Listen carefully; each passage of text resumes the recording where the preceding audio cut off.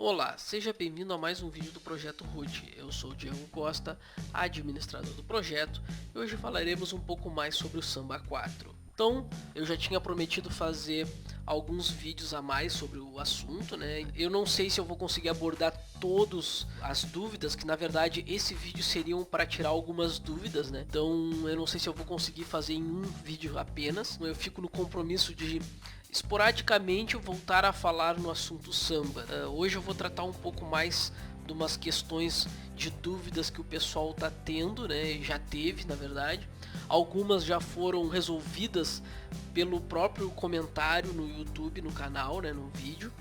E algumas outras vão surgindo, né? E o pessoal vai mandando por e-mail ou até mesmo através do comentário ali no vídeo. Mas muitas vezes é uma dúvida relacionado ao arquivo de configuração do Samba ali. Geralmente o pessoal acaba errando em momentos ali bem específicos. Algumas dúvidas são iguais, tá? Então eu peço pro pessoal, quando tiver uma dúvida, corra ali nos comentários e dê uma olhada, ver se a sua dúvida também já não foi esclarecida ali, porque muitas vezes a dúvida de um é a mesma de outro.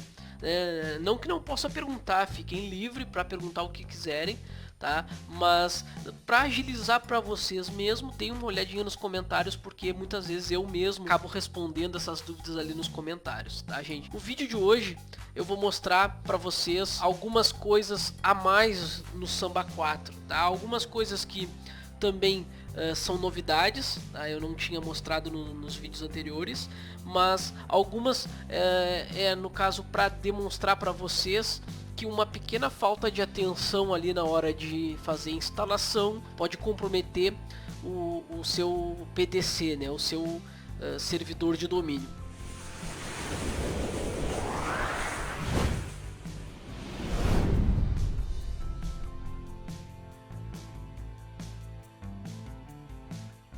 Então aqui no primeiro vídeo, tá? Eu tinha colocado aqui algumas dependências, tá, na descrição. Então no próprio vídeo eu comento sobre essas dependências. Então eu coloquei aqui, ó, que algumas dependências para instalação do Samba 4 até a versão 7.6.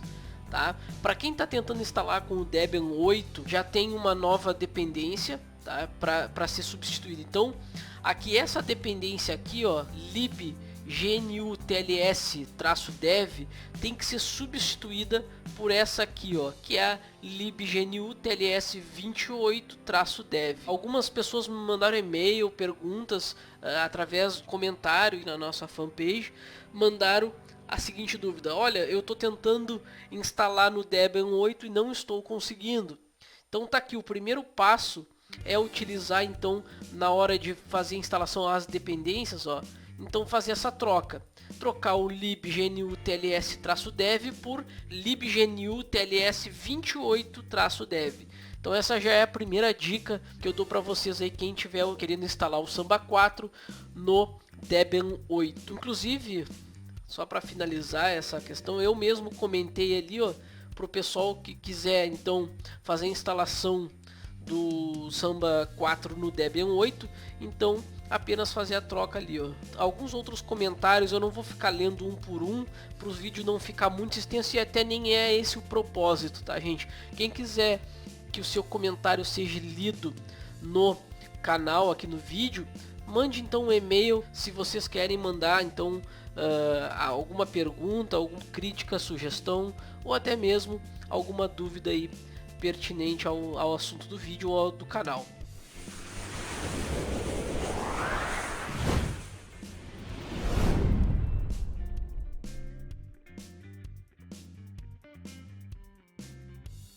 Eu tenho aqui uma máquina virtual, eu vou instalar do zero aqui para demonstrar algumas diferenças na instalação, tá?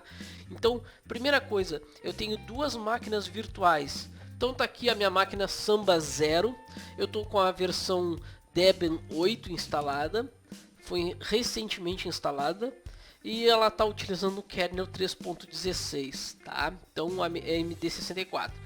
Então, o que eu vou fazer agora, tá? Eu vou fazer os passos dos vídeos anteriores, porém com algumas diferenças. Então, o vídeo ele vai ser cortado e somente vai ficar as diferenças. Então, quem tiver dúvida, eu não vou ficar mostrando, porque senão eu vou fazer um vídeo de mais de 2 horas, né? Então, quem tiver dúvida, corra lá nos vídeos 1, 2, 3 e 4, né? Do Samba, nos primeiros 4 vídeos, que vai ter detalhadamente o processo de instalação. Aqui eu vou focar apenas em mostrar algumas diferenças na instalação, tá, gente? Então, vamos lá. A primeira diferença, eu tenho uma máquina chamada Samba Zero. Por quê?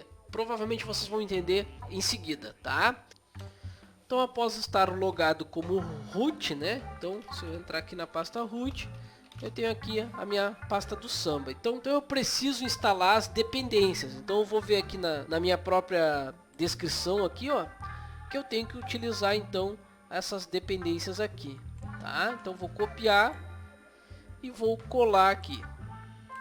Lembrando que eu tenho que ir lá e trocar aquela dependência. Então vamos voltar até aqui. Ó, é aqui a dependência, tá? Eu só preciso botar 28 aqui, ó. E ela já vai, então, ser contemplada para o Debian 8. Então, vamos instalar as dependências pelo terminal aqui, pelo meu SSH. Pronto, instaladas as dependências, então eu vou voltar para a console, então, do meu servidor. Primeiramente, eu vou entrar na pasta root, vou dar um ls e vou mostrar para vocês que eu tenho a versão 4.2.3 do Samba. Então eu vou utilizar o Samba na versão 4.2.3, que é a mais recente no momento. Então notem que eu baixei ali o pacote, né, o targz samba-last test, ou seja, é a última versão estável do Samba. Então eu vou utilizar a versão 4.2.3. Então eu já descompactei, porque o processo de descompactar é padrão. E aqui é que eu vou fazer algumas diferenças no processo de instalação.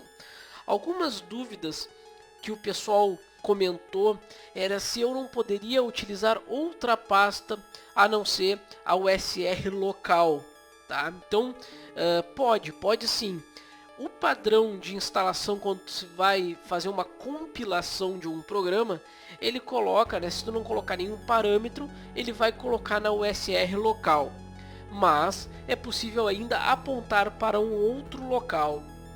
Então, uma dica que eu dou aqui é utilizar os locais já de costume. Por exemplo, quando se instala o Samba 3, ele instala na pasta /etc/samba. E por que não instalar o Samba 4 nesta mesma pasta? Então o processo agora é instalar o Samba 4 na pasta /etc/samba. Então qual é o processo agora? Nós vamos utilizar o ponto /configure e aqui é que nós vamos colocar o parâmetro para apontar o Samba para esta pasta. Então nós vamos utilizar --prefix igual e aqui nós vamos utilizar o caminho /etc/samba. Então desta maneira eu estou rodando o programa de configuração do Samba 4, tá? O programa que vai configurar para fazer então a compilação do pacote, para ele ter um prefixo, ou seja, para ele apontar quando for instalar para essa pasta /etc/samba. Esse aqui é o caminho que nós vamos querer utilizar para disponibilizar o Samba 4 no nosso servidor Debian 8. Então o processo de instalação é igual agora, tá? Então a única modificação que nós tivemos que fazer é utilizar aquele --prefixo igual a /etc/samba. Então eu volto agora já com o Samba já instalado, tá ok, pessoal? Então após instalar o Samba, vamos dar uma olhadinha então se ele já está na pasta padrão, que é a pasta etc/samba, né? Olha lá, já tá ali dentro, ó. O Samba está instalado agora no /etc/samba.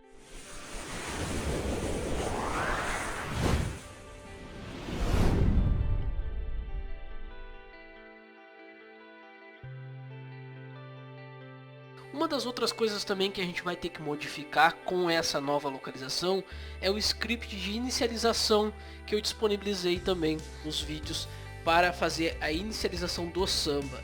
Então vamos editar o arquivo init.d samba. Notem que o arquivo está apontando aqui, ó. Ele é um script que foi adaptado do Samba 3, tá? Então ele já está mostrando aqui. E notem aqui, ó, que ele tem um Samba PID, tá? E ele está apontando para o USR local Samba, que é onde nós instalamos anteriormente. Então aqui é que nós vamos ter que mudar, tá? Então nós vamos ter que mudar esse arquivo para um novo local, que é /etc samba. Só não, tem mais outros locais que nós vamos ter que mudar. Então vamos localizar aqui, ó. Então tudo que tiver USR nesse arquivo tem que ser alterado para etc samba, ó, aqui também etc samba, senão o script não vai funcionar, tá? Então vamos verificar se existe mais algum local, ó, aqui tem o USR local, ó, então aqui troca para etc samba, ó.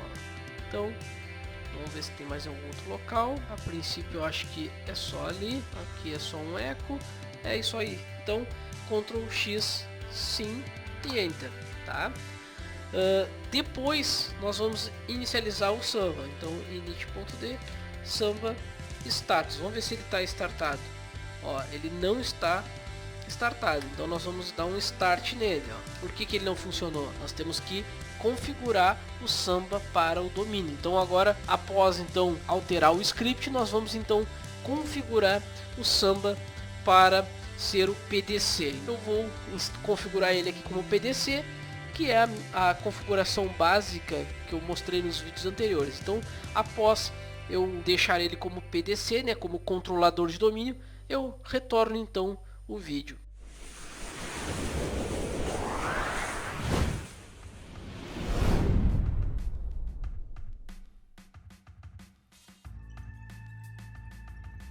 Como é que eu faço então provisionamento do Samba com essa nova localização? Então eu vou entrar dentro da pasta bin e dar um ls. Ó, nós temos aqui todos os comandos agora.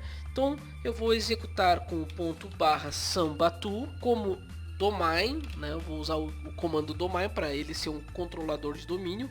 Provision, né? Então para promover ele.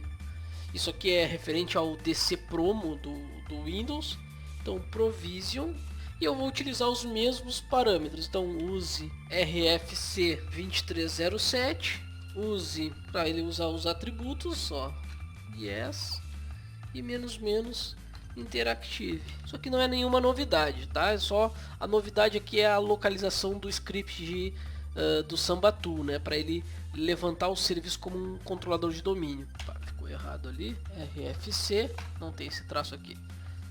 RFC 2307. Então, qual é o meu helm, né? Então, intranet.projetoroot.com.br, o meu domínio, né, vai ser intranet. Aqui nesse momento ele vai ser um DC, controlador de domínio. Ele vai utilizar o Samba internal e eu vou apontar para o meu DNS do meu modem, né? O meu forwarder, né, para ele encaminhar, se não conseguir resolver, para o meu modem. Vamos colocar uma senha de administrador.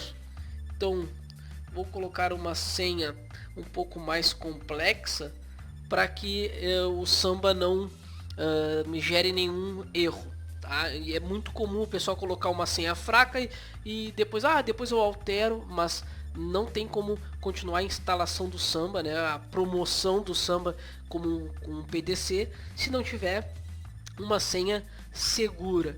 Então eu vou criar aqui uma senha, tá? E depois eu vou ter que precisar utilizar, então eu vou colocar uma senha segura, porém simples de utilizar se preciso. Então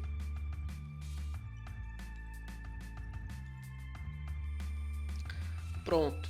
Então eu já promovi então o meu Samba 4 como PDC. O pessoal tem muita dúvida quando vai fazer uma promoção e gera erros, tá? Quando eu digito aqui o Sambatu para provisionar ele como PDC. A maioria dos erros encontra-se porque o pessoal ou digitou uma senha fraca e aí cancelou o processo de instalação, e tentou de novo, e aí ele vai gerar um erro. Bom, após então executar o comando para provisionar ele, tá? Caso alguém tenha algum problema que ele não gerou, que ele não conseguiu fazer então o provisionamento, tá? Eu peço para o pessoal atentar se por um acaso não existe o arquivo smb.conf. Tá? Algumas vezes ele mostra, eu vou mostrar aqui para vocês um dos usuários que teve problema. Então o Anderson Costa, ele teve um problema que quando ele foi então provisionar o Samba como PDC, estava dando uma mensagem de erro, ó. Então se vocês notarem aqui, qual foi o problema de erro dele aqui, ó? O helm dele, Anderson, tá? Estava no USR local samba etc smb.conf, mas estava com outro nome lá, ó, com Debian. Então tem que se atentar aos nomes dados, aos helms e aos domains, né, aos domínios. Então atente-se sempre se estão fazendo corretamente. Eu sei que aqui foi um caso à parte, né? Então foi realmente um equívoco da parte dele, mas é comum acontecer. Não foi só com ele que aconteceu esse probleminha aqui. Algumas outras pessoas também tiveram um problema semelhante, tá? Então, se vocês notarem, também teve um probleminha, porque como deu aquele erro lá em cima aqui, ó, que ele mostrou aqui, ó, eu comentei para ele lá trocar o helm, tá? E aí ele tentou de novo provisionar a máquina dele e aconteceu um outro erro. Então o problema era no, deixa eu mostrar aqui, quando ele tentou provisionar novamente, aconteceu o seguinte, ó, ele provisionou, aí deu falha, né, no provisionamento, porque o nome do helm Anderson estava no smb.conf, mas estava com outro nome lá dentro. Então ele pedia para remover o smb.conf. Inclusive ele fala aqui que será provisionado novamente, será gerado no provisionamento. Quando tu tenta fazer a primeira vez e dá errado, tem que apagar esse arquivo aqui, smb.conf, porque senão se tu tentar gerar de novo, né, provisionar ele de novo com o provision, ele vai acabar dando a mensagem de erro porque não conseguiu provisionar, porque já existe então o arquivo smb.conf. Toda vez que der um erro no provisionamento, tá, gente? Então apaguem o smb.conf, que ele vai gerar novamente o smb.conf, tá? Então vamos seguir aqui. Após provisionar então o Samba como PDC, nós precisamos inicializar o Samba para que tudo funcione. Então eu vou inicializar ele manualmente, ó, /etc /init.d /samba status, ó, status. Então o status dele agora é morto, né? Então inativo, tá? Então vamos startar o serviço, ó. Samba start. Ok, ele startou o Samba.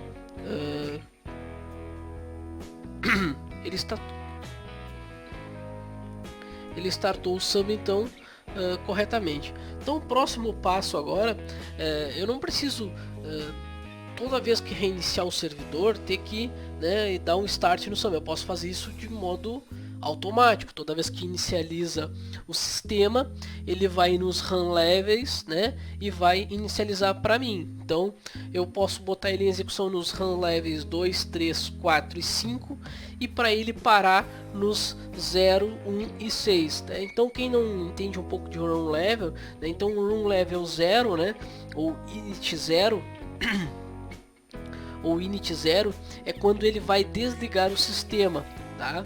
O init 1 é quando está em modo monousuário, tá? Ou single mode, tá? Somente para o root. Já o init 2, o sistema está em modo multiusuário, porém não é possível acesso remoto ao sistema. Já no init 3, no init 3, nível padrão, né? Então ele vai funcionar normalmente, tá? É o modo de rede ativo e modo multiusuário. O init 4, o administrador do sistema pode definir uma configuração alternativa. O init 5 e 6 é quando o Unity 5 é quando o sistema inicializa em modo gráfico, inclusive o login. Tá? Então isso aí é válido para algumas distribuições, Red Hat e CentOS e algumas outras. Tá? Em algumas outras distribuições baseadas no Debian, no Ubuntu, esse Unity 5 ele não é utilizado. Tá? Ele é utilizado no Unity 3, ou quando é utilizado ele age da mesma maneira que o Unity 3. Tá? Já o Unity 6 é o modo reboot. Então quando vai dar um reboot no servidor, na verdade ele está executando isso aqui, Unity 6. Tá? Se eu digitar apenas Unity 6 aqui, ó, ele vai reiniciar o meu sistema. Vocês querem ver? Ó, Unity 6 e Enter. Ó. Então ele está reiniciando o meu servidor. Então, por que eu estou explicando esses run levels agora para vocês? Porque quando a gente vai colocar um sistema, um programa na inicialização, na verdade a gente está colocando em um run level, tá? Em algum deles. Então, eu vou mostrar agora aqui como é que eu faria para fazer o Samba inicializar automaticamente. Eu vou colocar então um update -rc.d, o nome do programa Samba, e aí eu vou colocar padrão, ó, default.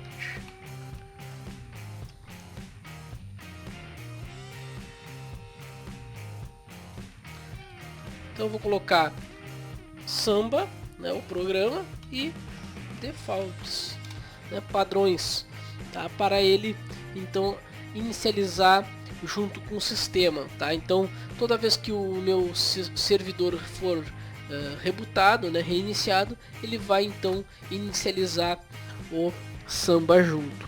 Então dessa maneira, como eu reiniciei agora de modo, né, com Unity 6, eu vou inicializar o Samba no modo manual, porque eu não reiniciei a máquina novamente. Então, claro, esse update RC só vai funcionar no próximo reboot. Então ele não vai funcionar nesse momento. Então, para que o Samba fique disponível agora, eu vou precisar startar ele manualmente. Então, está startando o serviço.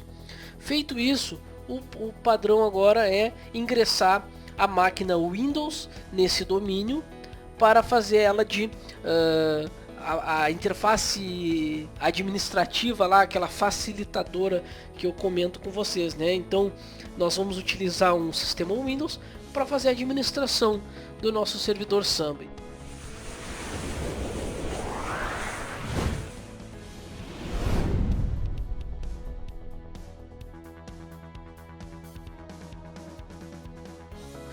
Então depois de ingressar a máquina no domínio, tá? Então nós vamos agora utilizar as ferramentas de administração. Então eu separei aqui os atalhos para as 3 ferramentas que vão ser utilizadas por padrão logo de início, tá? Então eu deixei aqui separado o ícone ferramentas administrativas, tá? Mas eu separei das ferramentas administrativas os 3 aqui, ó, tá? Então DNS, gerenciador de política de grupo e de usuários. Então a primeira coisa que nós vamos fazer, vamos criar um usuário. Vamos abrir aqui então usuários e computadores do Active Directory, e nós vamos ter aqui então o intranet.projetoroot.com.br.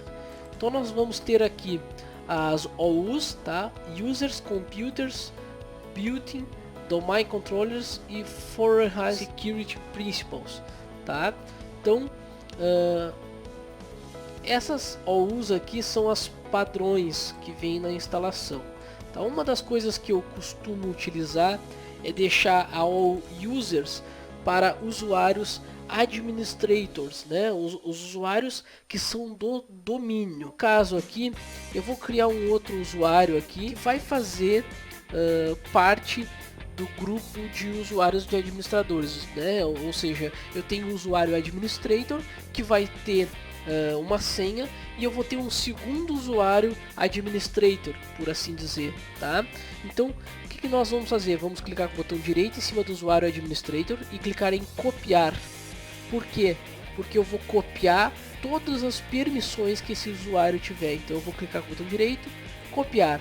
Notem que ele vai abrir aqui, ó, uma aba chamada copiar objeto, usuário, tá? Então aqui eu vou colocar um nome para esse usuário. Vamos supor que eu queira dar o nome desse novo usuário chamado suporte. Então eu vou utilizar aqui o nome suporte. Vamos colocar o nome de login dele, suporte @intranet.projetoroot.com.br e vamos avançar. Vamos criar uma senha. Vamos colocar uma senha fraca. E aqui eu vou mostrar uma coisa para vocês. Ó, eu coloquei uma senha bem fraquinha. Vamos ver se ele vai deixar eu colocar essa senha. Ó, a senha... Opa, aqui eu errei as senhas.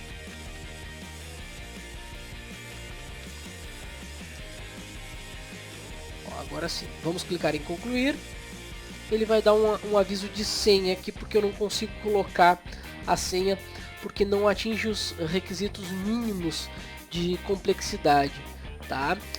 Então, uma das questões que o pessoal costuma utilizar aqui é desativar essas pré-requisitos. Eu não recomendo a desativação, tá? Eu recomendo utilizar senhas mais seguras, tá? Porém, em alguns casos que não tenha como utilizar esse tipo de senha mais segura, que tenham mais complexidade, então eu vou mostrar como desativar, mas novamente eu recomendo a utilização de senhas com segurança, principalmente senhas para que envolvam ali a administração do servidor, tá? Mas eu recebi algumas dúvidas ali como desativar esse tipo de mensagem aqui, então eu vou responder essa questão, mas não concordo com a questão de desativar a complexidade de senha, tá, gente? Então vamos lá.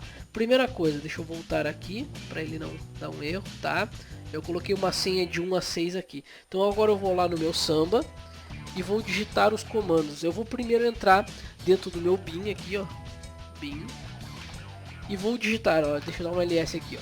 Aqui tem uma lista de comandos que são permitidos utilizar dentro do Samba. Então eu vou botar /sambatool domain password settings set ---- complexity igual a off. Então nesse momento nós estamos desabilitando a complexidade de senhas. Ao apertar Enter, ele então desativou a complexidade de senhas. Então outra coisa que o pessoal reclama muito é de desativar, deixa eu voltar aqui, o histórico de senha. Então eu vou utilizar o mesmo comando. O que é o histórico de senha? É se o usuário já usou uma senha, ele não pode trocar ela novamente. Por exemplo, se o usuário usou a senha 123 ABC e aí ele trocou para 1 2 3 4 5 6 e depois quer retornar essa antiga, ele não consegue. Então isso é o histórico de senha. Então vamos history igual a 0. Então aqui, ó, history length, ou seja, tamanho do histórico igual a 0. Opa, eu escrevi errado. Acabamos de desativar o histórico de senha, tá? Então o usuário pode trocar também agora diversas vezes para a mesma senha. Outra questão que o pessoal pergunta muito é como desabilitar o mínimo de tamanho de caracteres, tá? Então, ou seja, eu posso botar uma senha de 1 a 3, 1, 2, 3? Não posso. Mas se eu forçar com essa opção eu vou poder. Então eu vou colocar min. Notem que o comando todo é igual, o que muda é os parâmetros. Então min pwd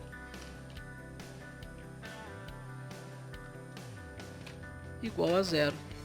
Eu vou estar desabilitando o tamanho mínimo de senha. Ou seja, se o usuário quiser botar uma senha com o caractere 1, arroba, exclamação, ele vai conseguir colocar.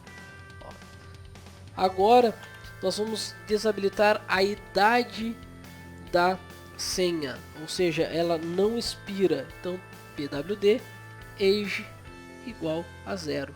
Então nesse comando aqui nós vamos desabilitar a idade da senha, ela nunca vai expirar. Perfeito, desabilitado.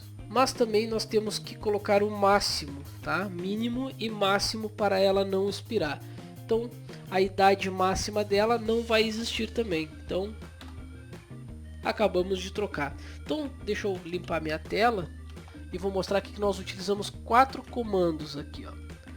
Nós utilizamos o comando para, vou botar tudo aqui, ó, tá? Ignorem aqui que eu vou apagar o Samba Tool, tá? Tem que utilizar o Samba Tool. Só vou por aqui, ó. Domain password settings set complexity igual a off. Depois nós utilizamos o history lang igual a 0. Depois nós utilizamos o mínimo pwd length igual a 0 e o máximo, né, o max aqui, max pwd igual a 0.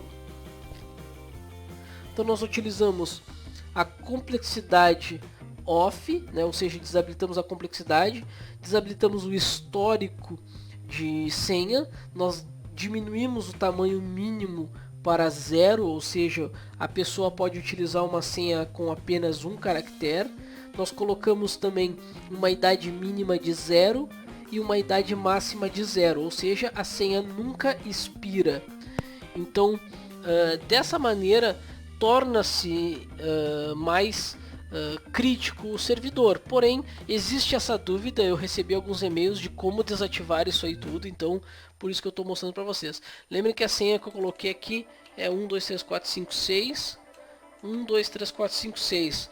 Né? Quando eu preenchi a primeira vez a senha, ele negou, né, essa senha porque não atendia os pré-requisitos mínimos de segurança.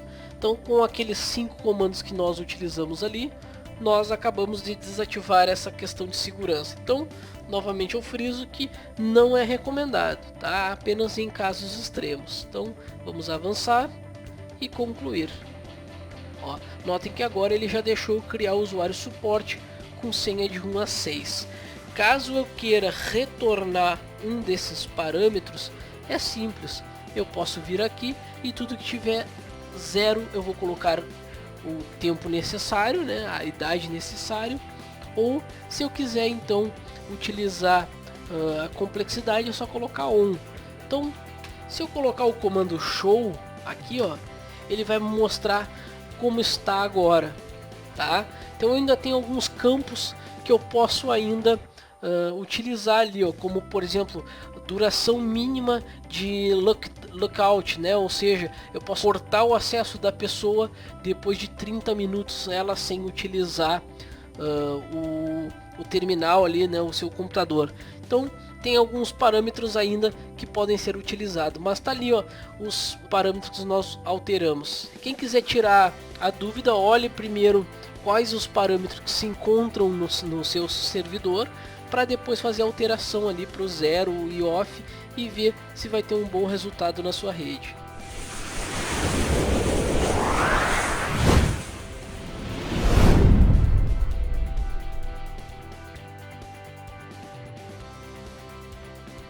Próxima dúvida. Criamos então o usuário e eu costumo utilizar aqui OUS, e agora vocês vão entender por que eu costumo utilizar OUS para a criação de usuários, tá? Nós já temos a users aqui. Essa aqui geralmente eu utilizo para os usuários do administrador ali do Domain Controller. Quando eu vou utilizar máquinas, né, vou criar os meus usuários da minha empresa lá, então eu vou utilizar uma OU, vou criar uma OU, ou UO seria unidade organizacional, né? Então se o teu Windows está em inglês vai ser OU, tá? Como é conhecido. Uma unidade organizacional. Então vamos clicar aqui e vamos colocar um nome para ela chamada de usuários. Aqui lembrando, não utilizem acentos de preferência. Letra maiúscula ainda é possível utilizar, mas acentos podem dar problema na hora de integrar com algum outro serviço, ele não reconhecer o acento, tá? Então procurem não utilizar caracteres acentuados em configurações. De qualquer maneira, pré-requisito não utilizar caracteres acentuados para criação de de configurações, tá? Quando é, no caso aqui, tipo, descrição, tu podes utilizar acentuação, mas quando é uma chamada no sistema ali, né, então é preferível que não se utilize acentuação, tá? Essa opção aqui, proteger container contra exclusão acidental, ela é para evitar que se exclua a OU, né, ou o valor de alguma OU por acidente. Então o que acontece? Se eu marcar ela, olha só, vou clicar em OK, deixando ela marcada. Ó, ela criou. Vamos supor que eu queira excluir ela. Ó. Se eu clicar aqui em excluir, ó, ele vai perguntar se eu quero realmente excluir. Vou clicar em sim e ele diz que eu não tenho privilégio suficiente para excluir. Como excluir? Vamos supor que eu criei uma OU errada. Então nós vamos vir aqui em exibir e clicar na opção recursos avançados. Quando clicar em cima dessa opção, notem que vai abrir mais OUs aqui, tá? E agora nós vamos ter a opção aqui, ó, clicando com o botão direito, nós vamos ter a opção de propriedades. E agora objeto e marcar proteger contra exclusão acidental, nós vamos desmarcar e clicar em aplicar. OK. Agora eu vou conseguir excluir. Excluiu. Volto de novo em exibir. Desmarco a opção recursos avançados, ele volta ao padrão, tá? Notem que eu vou criar novamente ela, vou deixar ali marcado. Se eu clicar em propriedades, eu não tenho aquelas abas, ó, objeto. Então por isso que tem que ir na exibir, recursos avançados, usuários propriedades, e agora nós vamos ter a guia objeto. Então essa aqui é uma dúvida também que o pessoal perguntou, como excluir uma OU criada por engano, tá? Então essa aqui é a maneira correta de excluir. Deixa eu desmarcar aqui que eu vou querer ela protegida. Então agora nós vamos ter aqui os nossos usuários, tá? Eu vou criar um usuário apenas para teste, vou chamar esse usuário de financeiro. A senha desse financeiro vai ser 1. Vamos ver se ele vai deixar. Olha lá, a senha do usuário financeiro ficou o número 1.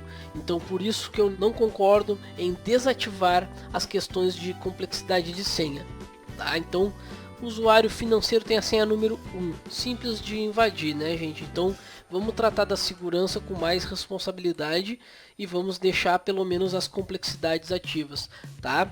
Então esse é o primeiro passo para se ter um domínio comprometido, é desabilitando a complexidade de senhas, tá? Então eu fiz questão de mostrar aqui para vocês, já que eram algumas dúvidas que o pessoal estava tendo, então eu estou mostrando como resolver, mas não é uma boa prática deixar complexidade desativada.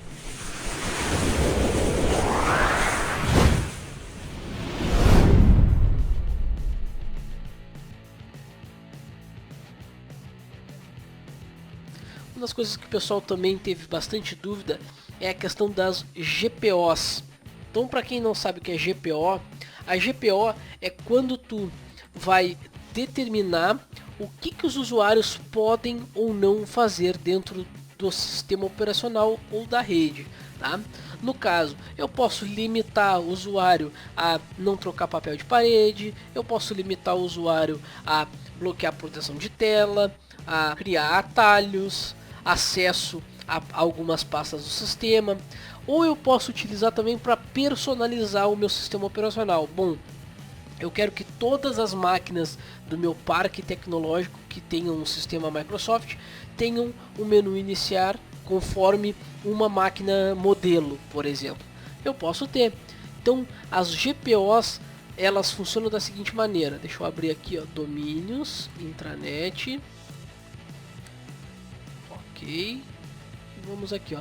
Notem que as GPOs ela é criada conforme as OUs, tá? Então nós temos aqui a primeira, que é a padrão dos controladores de domínio, tá? Então ela é a padrão, a política padrão do domínio, tá? Eu costumo não alterar ela, tá? E geralmente tem aqui, ó, conforme eu crio uma OU lá nos usuários, ela cria então essa OU também ela é criada aqui dentro das GPOs. Então todos os usuários que tiverem dentro da OU usuários vão respeitar as GPOs colocadas aqui dentro. Então se eu clicar aqui em usuários, ó, eu não tenho nenhuma GPO aqui e eu vou criar uma GPO agora. Então botão direito, criar uma GPO neste domínio e fornecer o link para ele aqui. Nome da GPO, por exemplo, menu iniciar. Vamos supor, isso aqui é só um modelo. Ok, tá aqui, menu iniciar. Vamos supor que eu quero personalizar o meu menu iniciar das minhas máquinas, tá? Deixa eu abrir aqui, menu iniciar. Ó, ele mostra algumas mensagens, tá? Não tem problema, é só não exibir essa mensagem e clicar em OK. Tá aqui a minha GPO de usuários. Menu iniciar, botão direito, editar. Então, tá aqui a minha GPO dos usuários. O pessoal tem perguntado bastante da seguinte maneira: eu instalei, uma das coisas que eu fiz foi instalar no Windows 8.1. Eu instalei o meu Windows 8.1 Pro para ser a minha interface, aquela que eu comento, né, a facilitadora para administrar o meu domínio. Mas uma das coisas que o pessoal tem perguntado bastante é o seguinte: se eu vou utilizar a GPO, por exemplo, se eu estou com o Windows 7 instalado, no vídeo passado vocês podem ver isso daí, tá? Eu instalei no Windows 7. Então, se eu instalei no Windows 7, eu consigo personalizar o menu iniciar, por exemplo, e todas as questões do sistema para aquele sistema que eu instalei. Por exemplo, nesse caso aqui, eu instalei o Windows 8.1. Então, se eu for vir aqui, ó, em políticas, eu tenho três opções aqui, ó: computador, configuração do computador, políticas. Eu tenho configurações de software, configurações do Windows, e eu tenho aqui modelos administrativos, ó, definições de políticas, tá? Então aqui eu tenho, por exemplo, componentes do Windows, impressoras, menu iniciar, painel de controle, rede, servidor, sistemas, todas as configurações. Eu vou mostrar uma coisa para vocês aqui, ó. Se eu clicar em menu iniciar e barra de tarefas, como eu instalei essa máquina, né, um Windows 8.1 para gerenciar o meu domínio, então se vocês forem ver no layout da tela inicial, então ele vai dizer a seguinte mensagem nos requisitos aqui, ó: Windows Server 2012 R2, Windows 8.1 ou Windows RT 8.1. Então aqui eu posso personalizar o menu iniciar dessas máquinas aí, desses sistemas Microsoft: Windows Server 2012, Windows 8.1 e Windows RT 8.1. Aí é a questão do pessoal ter a dúvida: e se na minha empresa eu tenho máquinas com Windows 10, o que acontece? Bom, nesse caso aqui, ela vai personalizar todas as máquinas com o Windows 8.1 até o Windows 8.1. Então, layout, ó, notem que ele sempre trata como Windows 8.1. O que eu posso fazer para administrar a máquina com Windows 10, para poder fazer a GPO para o Windows 10?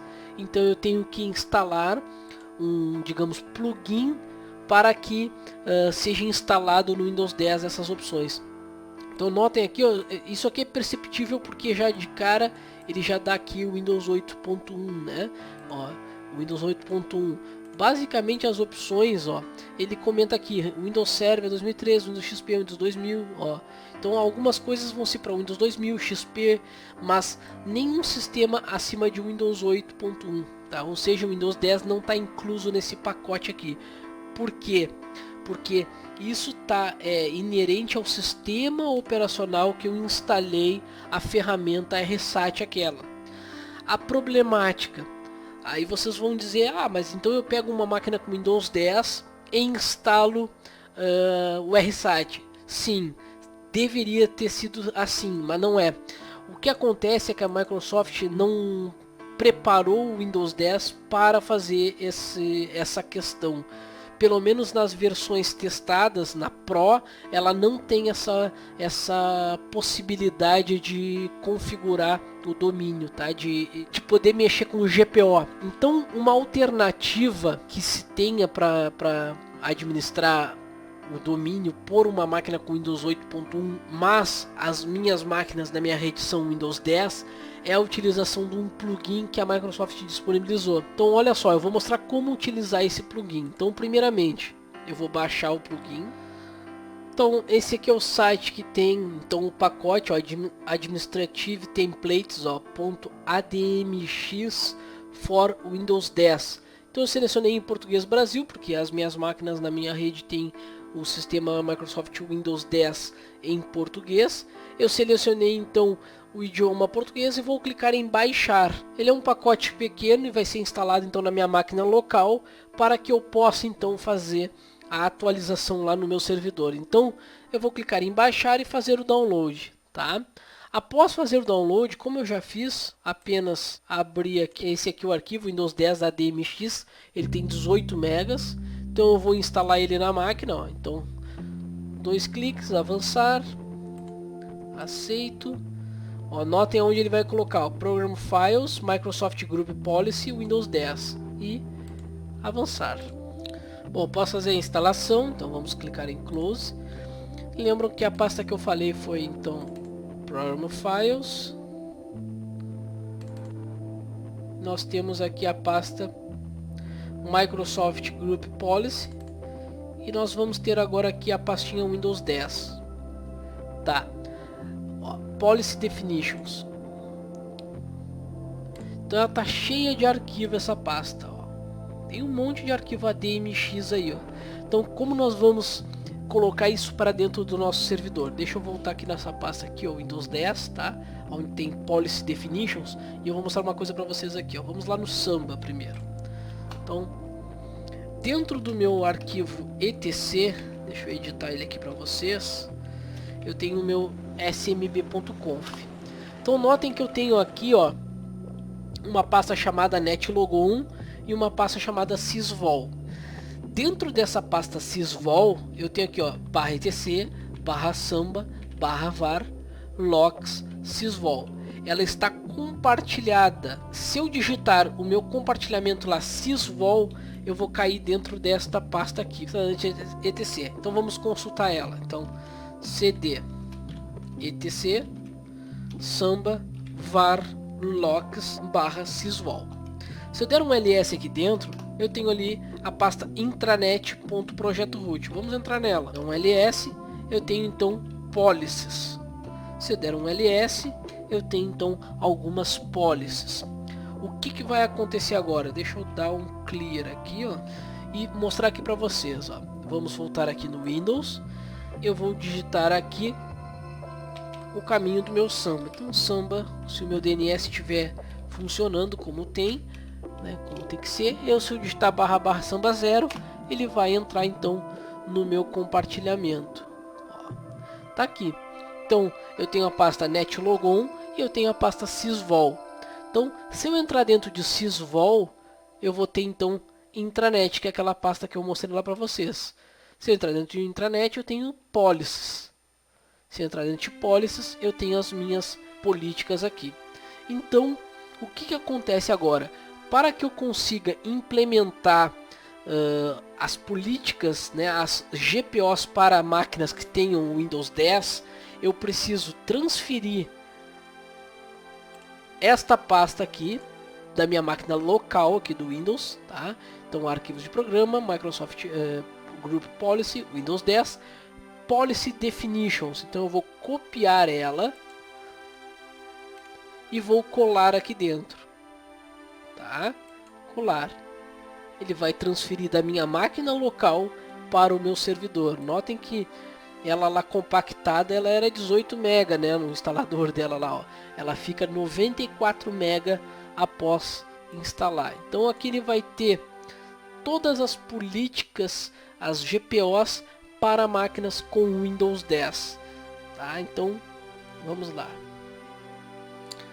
Pronto, depois de copiado então, nós vamos agora fechar aqui. Vamos fechar tudo relacionado a GPO aqui, tá? Vamos fechar tudo aqui.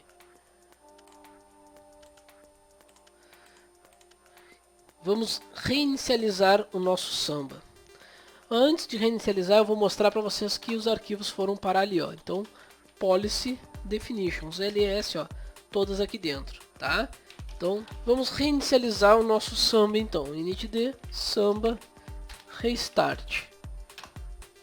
Pronto, restartando o Samba. Agora eu posso vir aqui no meu Windows e de novo em GPO. Vamos editar menu iniciar. Deixa eu maximizar aqui, aumentando aqui. Vamos em configurações do computador, políticas. Notem que agora nós temos aqui modelos administrativos também. Ele vai dar algumas mensagens de erro, tá? Relacionado ao Windows 7, tá? Não tem problema, é só clicar em OK. Vamos em menu iniciar e barra de tarefas novamente. E agora layout do menu iniciar, da tela inicial. Notem que agora ele diz que pelo menos o requisito é o Windows 10 Server, Windows 10 ou Windows 10 RT. Então dessa maneira agora nós podemos mexer nas GPOs que vão influenciar nas máquinas que tem o Windows 10, tá? Eu andei dando uma olhada no site da Microsoft. A Microsoft por enquanto não tem a necessidade de lançar o pacote para instalar o Windows 10, o RSAT contendo as GPOs para o Windows 10. A princípio, pelo que eu li no site da Microsoft, apenas quando lançarem o próximo Windows Server, que será o 2016, né, o Windows 2016, então que por enquanto não há necessidade de utilizar então esse pacote de instalação do RSAT em máquinas que vão utilizar o Windows 2012, que ele já reconhece até o Windows 8 ali, e aí baixando esse pacote de template pode ser personalizado com o Windows 10 também. Então pessoal, para o vídeo não ficar muito extenso, né, então eu tinha separado mais alguns tópicos para falar para vocês, para mostrar para vocês sobre o Samba 4.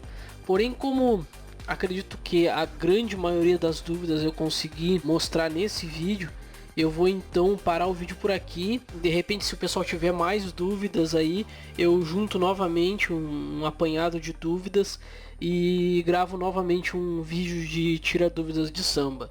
O foco dos vídeos não é se esgotar no assunto, então o nosso foco não é acabar completamente com o foco do Samba 4. Periodicamente a gente vai acabar falando sobre o Samba 4. Para o pessoal que tem ainda alguma dúvida, pode mandar por e-mail ou comente nesse vídeo ou nos demais vídeos, né, sobre o Samba 4, que a gente vai tentar responder na medida do possível, e se for o caso a gente faz um acompanhamento aí via Skype ou alguma conexão remota, ou até mesmo nós do Projeto Root acabamos gravando um novo vídeo para sanar essa dúvida do pessoal, tá gente? Então eu já mostrei nesse vídeo aqui as principais dúvidas, e eu acho que a grande maioria do pessoal ali, pelo que eu notei, foi detalhes em arquivo de configuração, detalhe em permissionamento ou execução da instalação do Samba 4. Lembrando também que uma das coisas que eu acabei não gravando, mas que é importante, é a partir da versão 8.2 do Debian, o Samba 4 já vem incluso na distribuição, então não é necessário fazer a instalação por meio de compilação.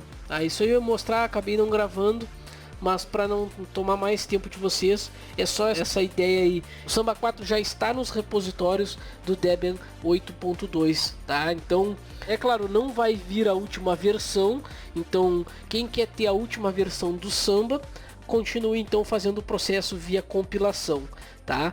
Mas já existe algumas versões do Samba 4 nos repositórios padrões do Debian, tá gente? Então eu espero vocês num próximo vídeo.